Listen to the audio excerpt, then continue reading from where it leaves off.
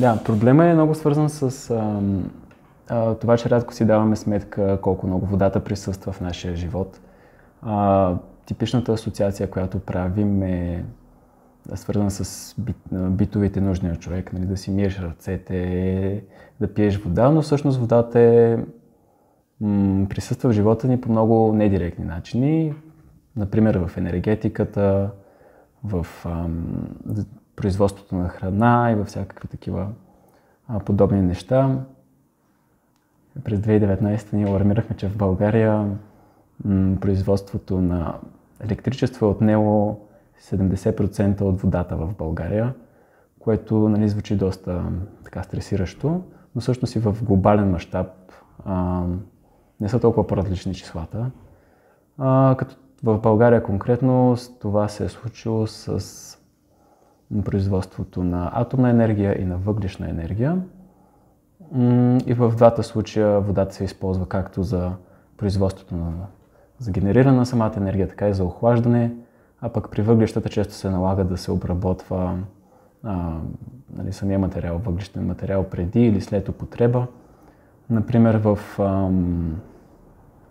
Бобов дол наскоро имаше един такъв случай, в който това, което остава след изгарянето на въглищата, е една пепел, която те вместо да я изпращат, нали, да я сторират в някакви конкретни места, те я струпаха в някакви купчинки, която тази купчинка ставаше все по-голяма и по-голяма. И в крайна сметка се оказа, че когато задуха вятър, тя отива към близкото село.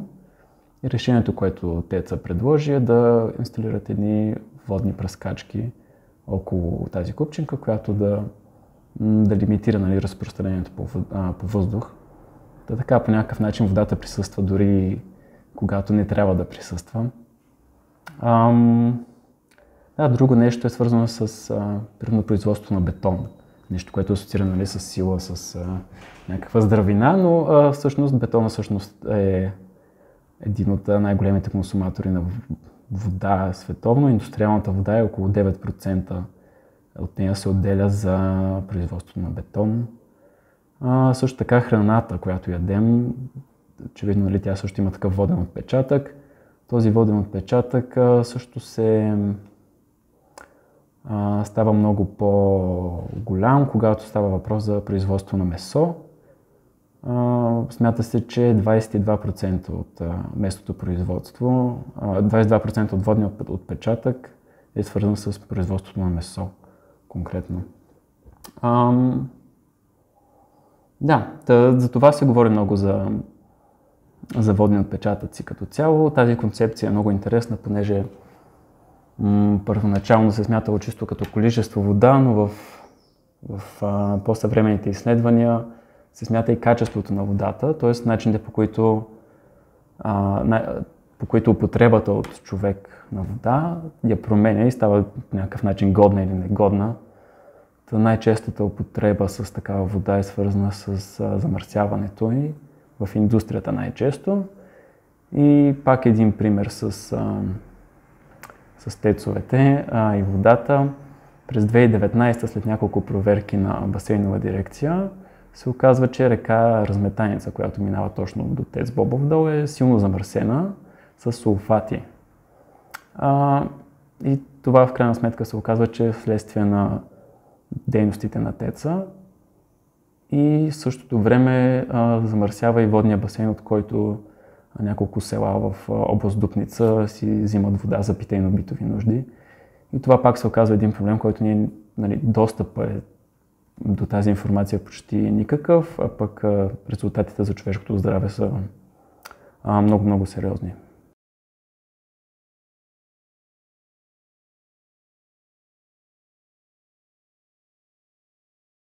За мен в този въпрос самия отговор се крие в въпроса, защото ние казваме, нали, водни ресурси.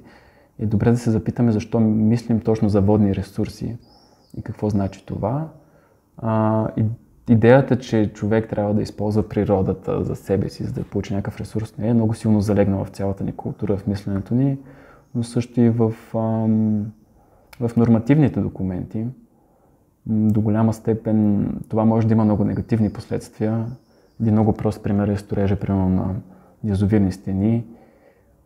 които са очевидно страшно нужни за хората и страшно полезни, но се оказва, че те могат да имат много големи негативни последствия спрямо биоразнообразието в реките и живота като цяло във водата. И освен това е изчислено, че ако те предоставят вода на около 20% допълнително от населението, в същото време те ограничават водата на около 24% други хора. Нали? Глобално става въпрос. И да, като цяло идеята да ползваме ресурсите, благата на водата като ресурс, би могла да бъде много вредна. Друг такъв пример е начинът, по който в България използваме Черно море. Черно море в момента е в много тежко състояние като биоразнообразие, защото много голяма част от рибата в морето вече липсва. На мен ми се е случвало да разговарям с водолази и рибари, които са по-възрастни. Те обичат да разказват как едно време е гъмжало някакси от риба, която била много голяма, но сега рибата е почти никаква или е твърде малка изобщо за да се лови. И всъщност се оказва, че 70% от видовете в Черно море са експлоатирани по неустойчив начин. Тоест, рано или късно те ще намалеят до степен, в която няма да може изобщо да се ползват. Да, и това е причинено както от замърсяването на морето, така и от риболовни практики, които са индустриални или нерегламентирани. Една такава практика е дънното тралиране, което по принцип е забранено в България, но е много често срещано да се прави нерегламентирано. Това представлява риболов с едни големи мрежи, които просто минават по дъното на морето и разрушават всичко там. Ловят много риба, която не бива да бъде ловена.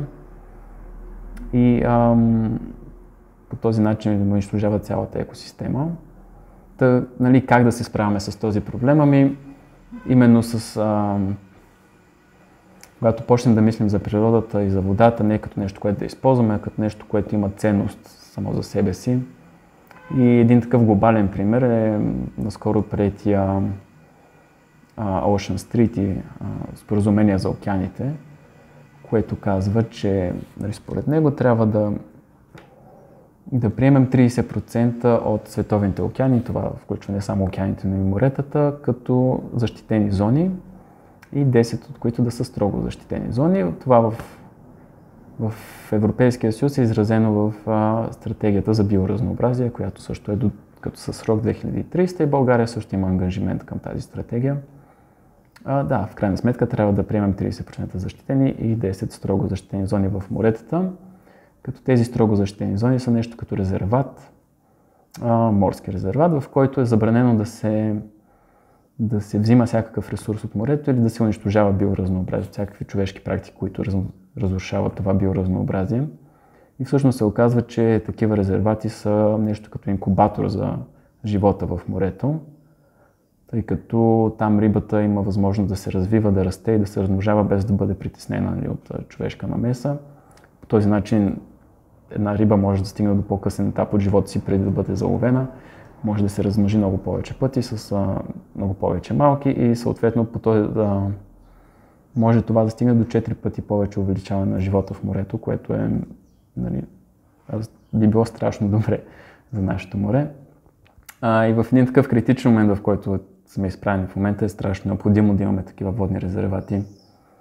Разбира се, те в крайна сметка биха довели до увеличаване на улова и до ресурсите, които ще използваме, но основата на това, според мен, на тази практика е свързана с една промяна в концепцията за виждане на природата, която да е не просто ресурс, ами нещо, за което да се грижим и да ценим.